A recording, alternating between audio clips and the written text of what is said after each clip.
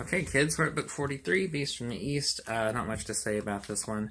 Just basically about these three kids. They're all siblings. They're lost in the woods.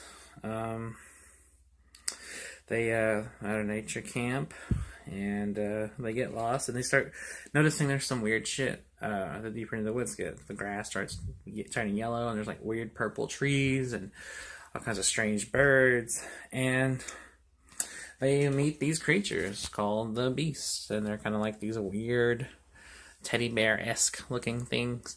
And they challenge the kids to a game, and if they lose the game, the Beast will eat them. So basically, these three kids are up for their lives against these ugly ass teddy bear creatures, who are potentially lethal.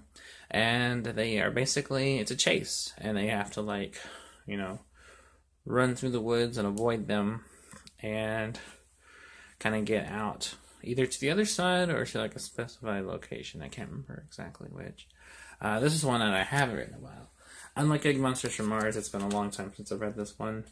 It's one that I honestly don't think about much.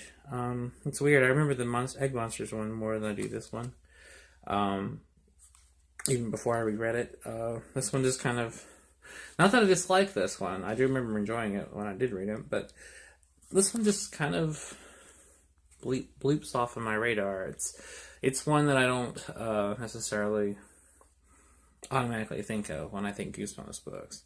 When I automatically think Goosebumps, I think Monster Blood. I think Slappy. I think I came from the Beneath Sink is actually one I do think about a lot. Werewolf Skin. Barking Ghost comes to mind. Ghost Next Door. Horrorland, obviously. I definitely think Shocker and Shockstrix. That's a great one.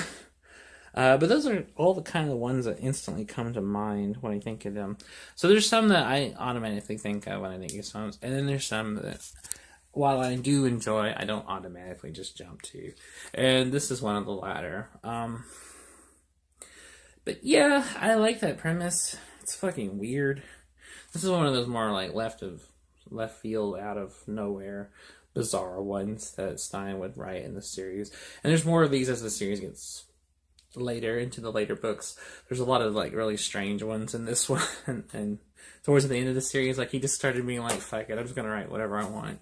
Because if you notice, the earlier books try to stick to more kind of horror, like traditional horror stories and traditional horror ideas.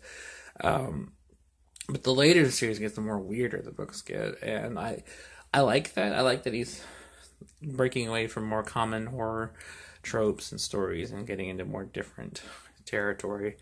And it goes too far in some places, but overall it's interesting.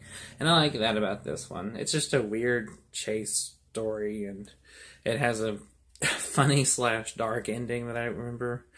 But yeah, definitely check it out. That's all I really had to say about this one. So I'll catch you next time with Say Cheese and Die again.